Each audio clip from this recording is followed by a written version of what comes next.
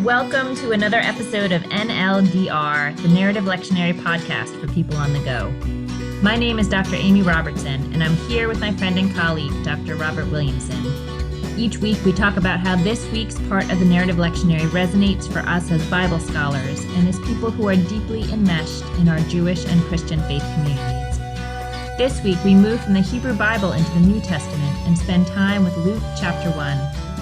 We explore its orientation towards the future and its theme of preparedness. We wonder at the notion of spiritual preparation that takes place in the wilderness, and we imagine the angel Gabriel telling Zechariah to talk to the hand. Thanks for being with us.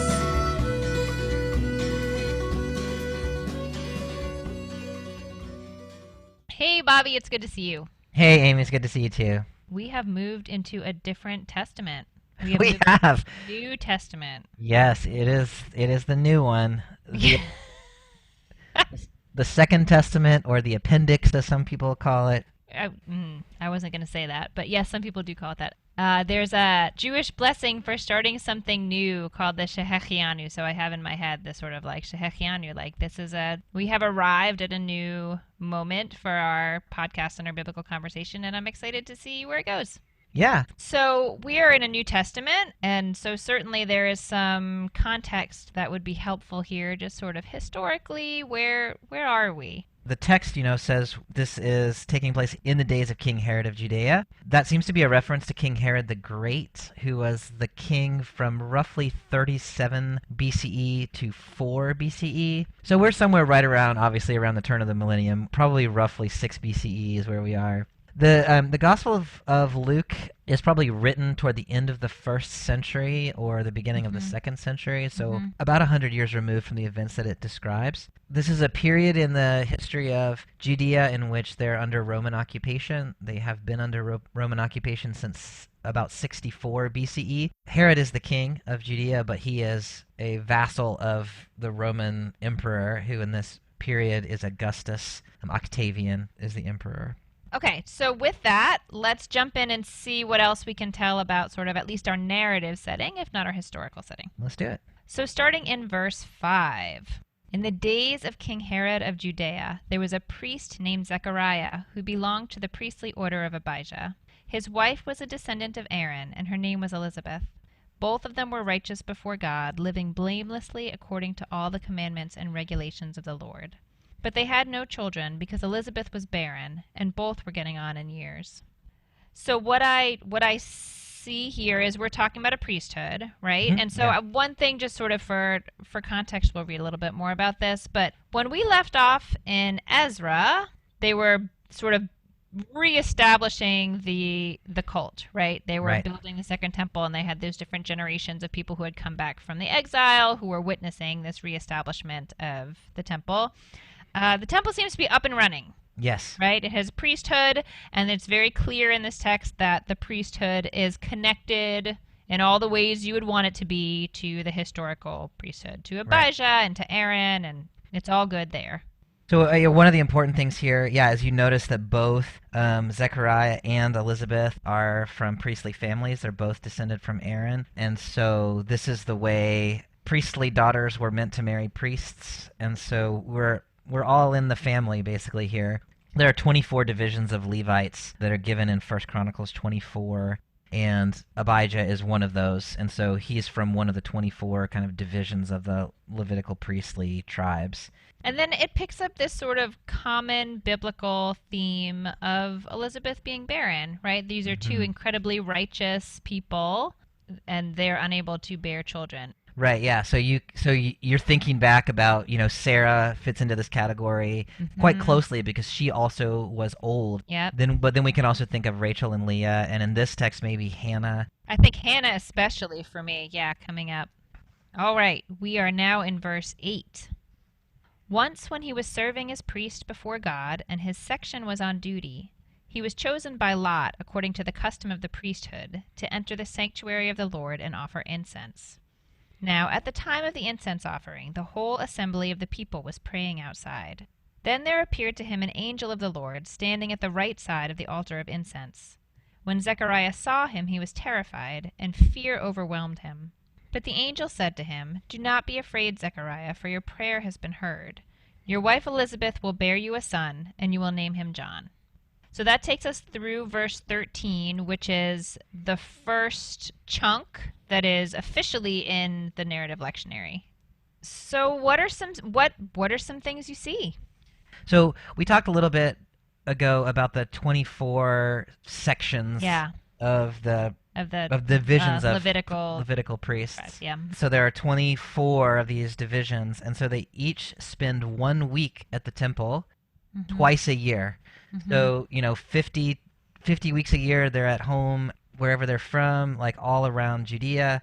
And then for 2 1-week sessions, they are responsible for doing the priestly things in the temple. Then there's also the chief priests, I suppose, who are always there. Right, who are like more full-time. And so Zechariah is one of these. So he lives away, and then twice a year he comes in to spend 1 week in the temple. So his section is on duty, so that means it's his division is at the temple. And then he was chosen by lot according to the custom of the priesthood to enter the sanctuary of the Lord and offer incense. The division of priests is large. Like there's a whole lot of people in a division. And so each person only one time in their life would be selected to go in and offer the incense. And so they would take a list of people who had never done it, and they would cast lots. Basically, they're rolling dice. And the belief in the ancient world was when you roll dice, that's not random. That's the way the divine beings make their will known. Right. Burn the dice up, right. So Zechariah's, he's old, and he's never done this before, and so then he is chosen by divine lot to go in and offer the incense. That really ups the ante. Yeah, that puts a lot of. It's already like a sacred moment. It's sort of given that it's a sacred moment, and he has this encounter with an angel, and so it just sort of, but it sort of is upping it more and more. Yeah. The more sort of layers you peel back from it. Yeah, I think that's exactly right. So an angel appears to Zechariah. Any thoughts about that kind of interaction? We just get a little bit of it so far. I was thinking about, so this is where I started to come to the question, where do we see continuity with the sort of traditions we've seen in the Hebrew Bible, and where do we see some discontinuity? Yeah. Usually when you encounter an angel in the Hebrew Bible, it is not clear immediately that it's not a person. There's this, you encounter a man, or is it an angel, or is it a messenger, And here it's immediately Zechariah saw an angel, and then as we go on to read some more, we're gonna learn the angel's name. Yeah. The angel just straight up tells him a message from God. It's different. It's different than what I know in the Hebrew Bible. Yeah, you're making me think back to our conversation about Abram and Sarai, and or maybe it's Abraham and Sarah by then, in Genesis 18 that we talked about way back at the beginning of the podcast. And there's God shows up with 2 angels, but it's never entirely clear in the text that that's who they are. Right. It was very different than this. You're right. And in that text, the angel announces to Abraham that Sarah's going to have a child.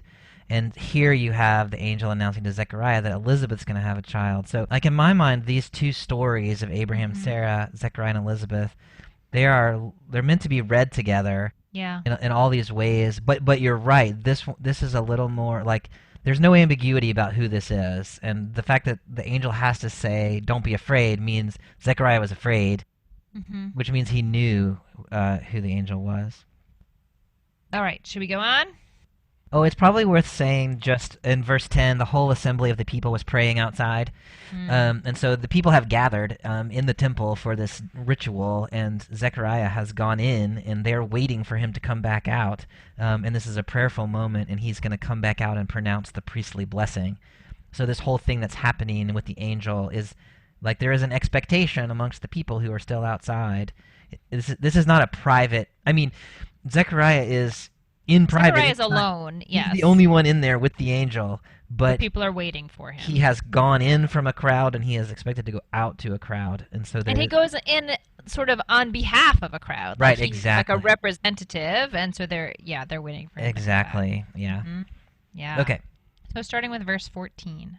You will have joy and gladness, and many will rejoice at his birth, for he will be great in the sight of the Lord. He must never drink wine or strong drink. Even before his birth he will be filled with the Holy Spirit. He will turn many of the people of Israel to the Lord their God.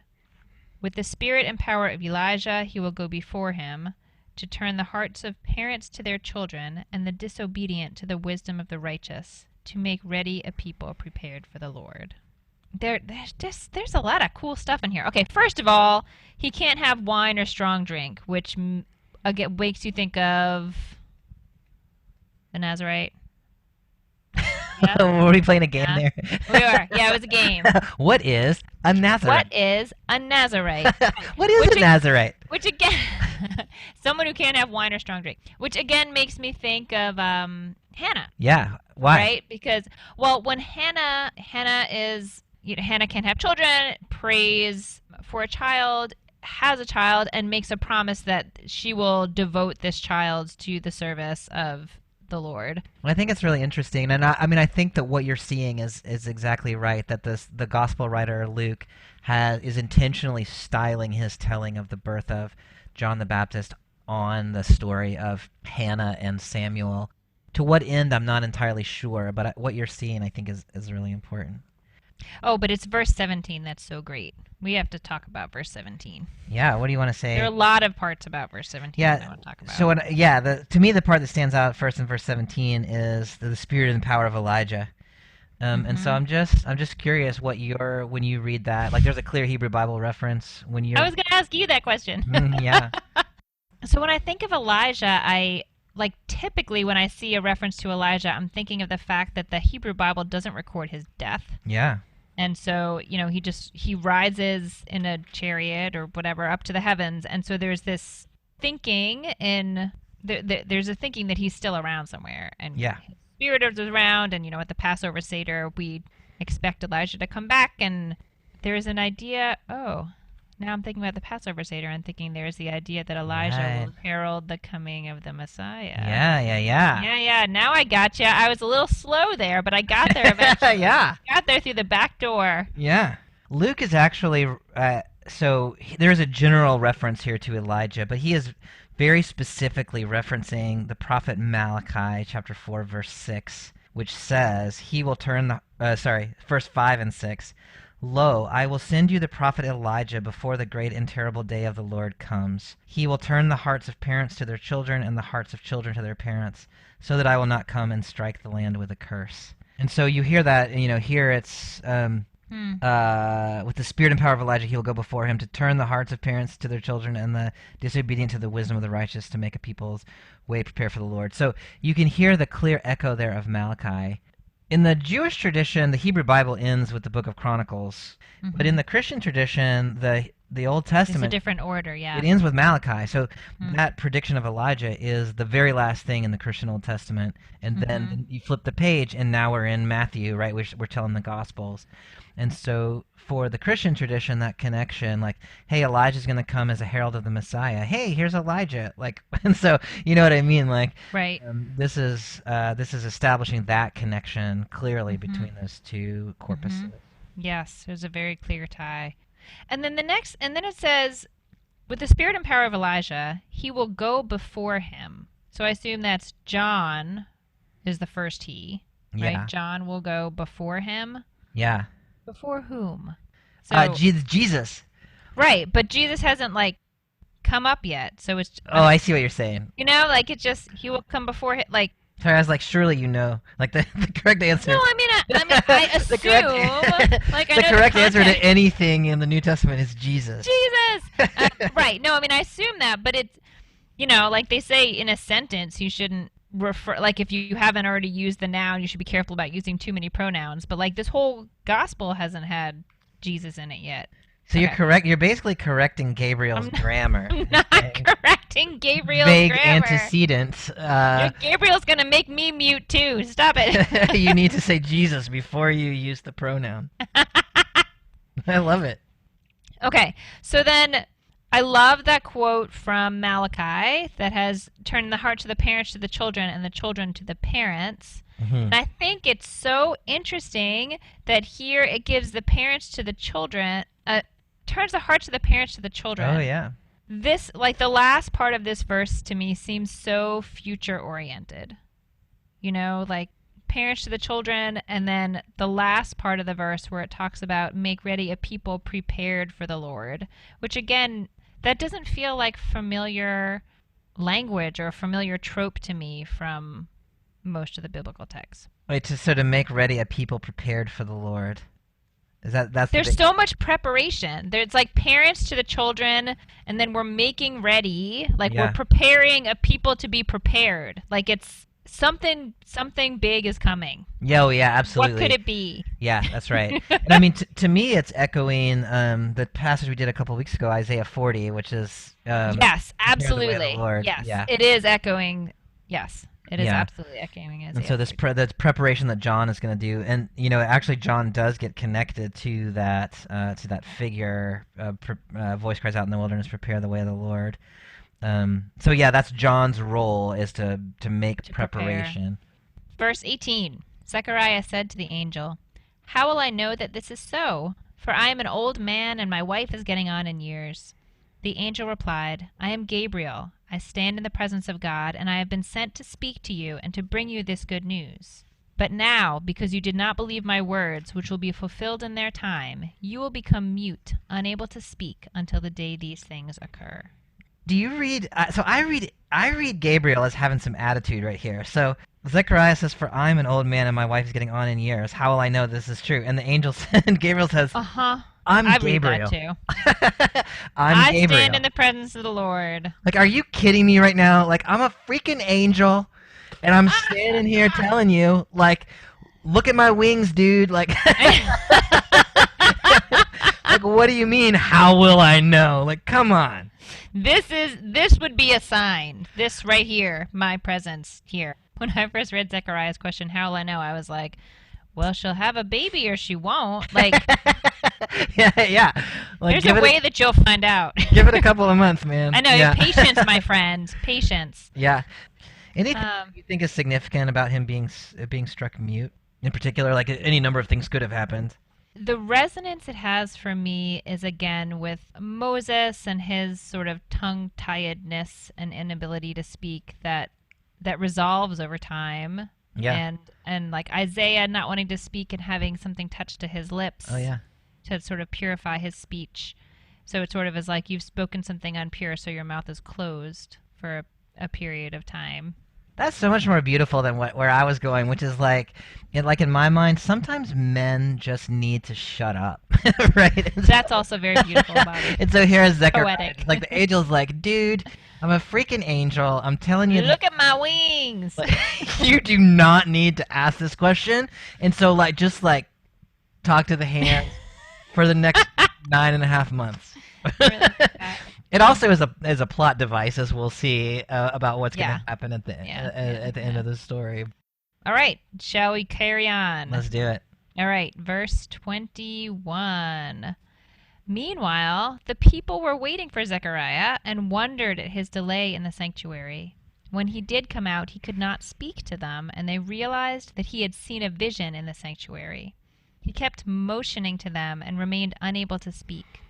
When his time of service was ended, he went to his home. After those days, his wife Elizabeth conceived, and for 5 months she remained in seclusion.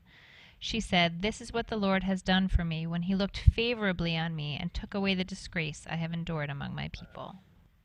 So if you imagine what's happened, right? Like the people are gathered there for the prayer, and there's this whole ceremony, and Zechariah goes into the temple, and he's supposed to come out, and he's supposed to pronounce the priestly blessing. Mm-hmm.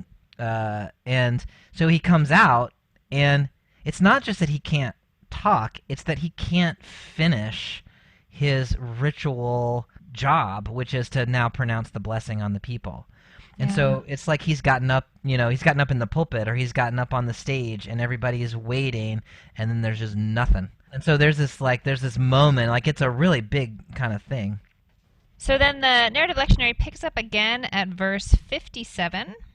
Now the time came for Elizabeth to give birth, and she bore a son. Her neighbors and relatives heard that the Lord had shown his great mercy to her, and they rejoiced with her. On the 8th day they came to circumcise the child, and they were going to name him Zechariah after his father. But his mother said, "No, he is to be called John." They said to her, "None of your relatives has this name." Then they began motioning to his father to find out what name he wanted to give him. He asked for a writing tablet and wrote, "His name is John." And all of them were amazed. Immediately his mouth was opened and his tongue freed, and he began to speak, praising God. Fear came over all their neighbors, and all these things were talked about throughout the entire hill country of Judea. All who heard them pondered them and said, "What then will this child become?" For indeed the hand of the Lord was with him. So here we have the narrative of John the Baptist's birth. What stands out to you other than the early use of the whiteboard? Yeah, the writing tablet. Yeah, It's like Mm-hmm. his little iPad. Yeah, I mean, so to me, so it's not entirely clear what's happening here. So Elizabeth says his name is John. Mm-hmm. And so this question about did Elizabeth and Zechariah communicate about what happened in the temple Right, is becomes kind of an unclear. urgent question. Yeah, Yeah. we just don't know. I mean, and so a couple of ways of so the kind of more mundane way of interpreting it is that Zechariah got this instruction from Gabriel that his name should be John. He told Elizabeth, like wrote it on a piece of paper. Then she faithfully carried out the. That's boring. I don't like that That's interpretation. super boring. I don't like it either. So the other way of doing it is to say that Zechariah had not communicated it, and then Elizabeth knew that that should be his name for one reason or another, and so she sort of independently of Zechariah pronounces his name, and then Zechariah confirms that that's what his name actually should be. So they come to the name two separate ways, and therein lies the miracle, or the amazement of all the people, is that they both came up with the same name. I love that interpretation. If you read it that way, and I'm taking it as that's the way you would prefer to read it. That I would prefer that. Yes. Where do you think in that interpretation, where does Elizabeth get the name from? Like, why does she come up with that? Why does she come up with it, and why isn't that part of the story? That Yeah. That sort of would be my question. Like, if she, during this time of seclusion or whatever, had some strong sense that this was to be his name, whether it was sort of clearly through a vision or not, I don't know why that wouldn't be. That would make a really good addition to the story, Luke. Yeah. I've already edited Gabriel's grammar. Now Yeah. So I don't know, but sometimes you just know things. Like you just know, like when my older child was born, we had a name for him and we gave him the name, and then like 3 days later, I was like, I don't think that's right. Like you just know, Yeah. I mean, the last thing that Elizabeth said in this text was back in verse 25, where she said, "The Lord has looked favorably upon me." And then the Yeah. name she gives her child is Yochanan. The Lord has shown favor. And so one way of reading it is that she's just saying this should be his name because, in fact, the Lord has shown me favor, and that's why this child is here. And so she's honoring God with that name. And then Gabriel has said, and to Zechariah, name him because God is going to show favor to the people. And so these two kind of different ways in which God has shown favor are then brought together in the name. And then John the Baptist, John the infant, becomes the sign and seal in a way to speak of the fact that God is really bringing favor to the people, like he said to Gabriel. Mm-hmm. Yeah, no, I like that connection a lot. That makes a lot of sense to me. What can you say? Anything you want to say about eighth day circumcision ritual? I know I was at the circumcision of your firstborn child, and I almost passed out. That's what I remember about that. I think I almost passed out. I had to sit in a chair in the corner. I think that's also what I was doing. Circumcision happens on the 8th day. The baby is not named. The baby is nameless until that point. Again, we learn about circumcision first with Abraham, and Isaac is, I think, the first baby to be circumcised on the 8th day. Yeah, I think that's right. And another instance in which they're following the law, Right. Following the Torah to the T, like showing their righteousness. Right. Yeah, so the people they won't take Elizabeth's name, right? They have to go check it with Zechariah. Any thoughts about that little dynamic with the people? It's sexist. Yeah. I mean, for this time period, or even for some modern periods in very sort of traditional communities, it's not surprising to me. In a way, what has happened is, Gabriel has given Zechariah the opportunity to name his child, which is the father's prerogative in that culture, I assume, and he's lost it by questioning God, and so now Elizabeth is given the power of the name, which is quite a power. And so Zechariah has to confirm it, but Because that's the cultural norm. yeah, but really Elizabeth has already properly named him, and so the confirmation really it's for the people. It's not, like I like that. I like yeah. that. I like that a lot. And then everybody's kind of freaked out. I've never been quite entirely sure, but if we interpret it as they independently came to this name in one way or another, and they both named him the same thing, then the people are like, "Oh my gosh, this kid's gonna be great."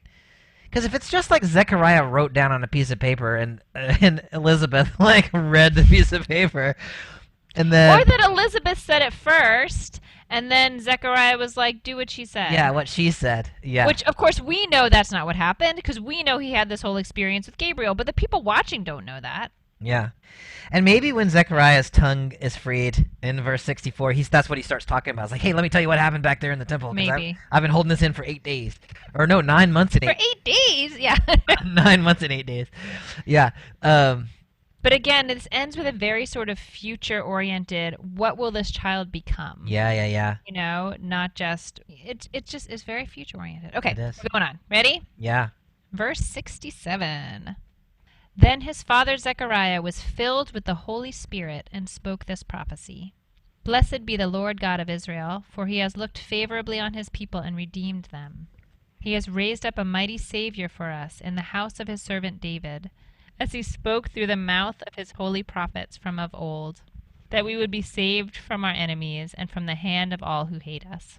Thus he has shown the mercy promised to our ancestors, and has remembered his holy covenant, the oath that he swore to our ancestor Abraham, to grant us that we, being rescued from the hands of our enemies, might serve him without fear, in holiness and righteousness, before him all our days. And you, child, will be called the prophet of the Most High, for you will go before the Lord to prepare his ways, to give knowledge of salvation to his people by the forgiveness of their sins. By the tender mercy of our God, the dawn from on high will break upon us, to give light to those who sit in darkness and in the shadow of death, to guide our feet into the way of peace. The child grew and became strong in spirit, and he was in the wilderness until the day he appeared publicly to Israel. You know, I know there's a lot to talk about in there, but just that last verse has me again thinking about Hannah and Samuel, and the idea that Samuel was brought to, once he was weaned, was brought to the temple to sort of grow in spirit there. But in some way, it is also sort of like semi-seclusion spiritual upbringing. And it's interesting to think about the type of preparation that John is bringing. Yeah. And why that it happens in the wilderness instead of at the temple. Yeah.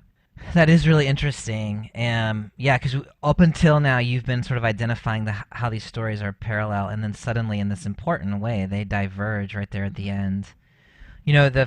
My first thought about it would be that this is a critique of the temple cult. Mm-hmm. And, one of the things we're going to have to kind of talk about as we go in the New Testament is, like, how do we interpret that in contemporary life? The way that I get to it is it's not a critique of Judaism, because John is fully inhabiting his Jewishness here, and his parents are priests and priestly family and all of those things. It's a critique of establishment religion, which is to say it's a critique of the religion that sits at the center of society in ways that are in collusion with the empire, in ways that are like official and having lots of money and having lots of status Power. in society. Yeah. Mm-hmm. And I think there's something here to say that the message of John, the message of Elijah, the message of Jesus isn't fostered in those environments. It's fostered in wildernesses that are away from these real or metaphorical trappings. wildernesses. Yeah. Be they the Jewish temple, or be they Christian megachurches or whatever it is. The gospel takes root in outside of those kind of places. Yeah, no, I like that a lot. So this brings us to our usual ending question about what we do with the messages of this text and how we think about them for our time and our communities. part of the connection that I'm making is just what I just said a minute ago in that last verse about the gospel being nurtured in wildernesses. But that's basically built on verse 80. That's okay. It's in there. Yeah, it's in there. It's on in there. It squeaked it in. And there's something going on in here for me about the doubting, and particularly in this case, the masculine doubting of the promises of God. And Zechariah's having this kind of amazing opportunity and kind of blowing it by asking for a sign, and for Elizabeth, by contrast, without the benefit of an angelophany, she's the one who understands what is happening and says, "Oh, the Lord has been gracious to me," and recognizes what this means. I think she probably sees herself in a line of these other women. I mean, she knows the story of Sarah. She knows the story of Hannah. I think she probably understands that something significant has happened to her, and therefore that her child is going to be significant. And I mean, I don't quite know what to do with Zechariah having questioned an angel. That's a really, to ask an angel, how do I know this is true? There is also something in that text about the gospel, the message, taking root outside of the standards of authority. So it appears in the temple, in the sanctuary, to a priest who doesn't buy it.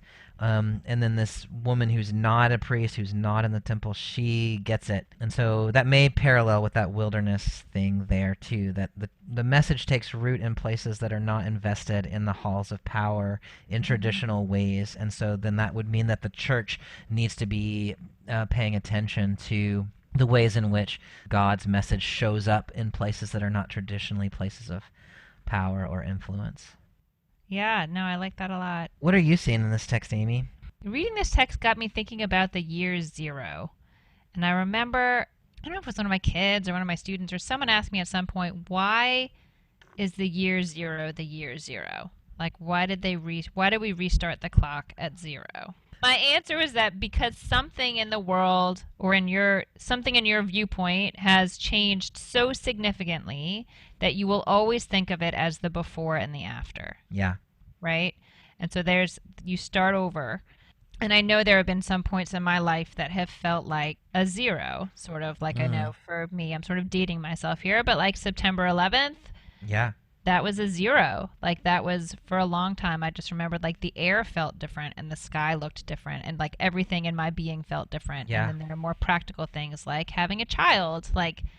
You can always think back to what year was that? Was it before I had a child or after I had a child? Oh, yeah. Right? Was it before 9/11 or after 9/11? Yep. And so being very aware of the imminent zero that's coming with the birth of Jesus, it has me thinking about sort of how then we look back to everything that sort of led up to it. We know this really significant thing is here, and how do we think about what the world was like before that and the different things that sort of led us along the way to this really just fundamental show-stopping change. Yeah. Yeah, so I mean, it would make sense that we see a lot of themes of sort of preparation and looking to the future and ties to the past. Those are important also.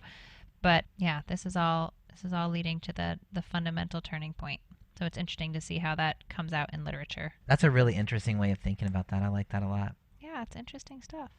So next time we're going to do a special episode of a Christmas Eve text. We're going to be looking at, in the narrative lectionary, Luke chapter 2, verses 1 through 20.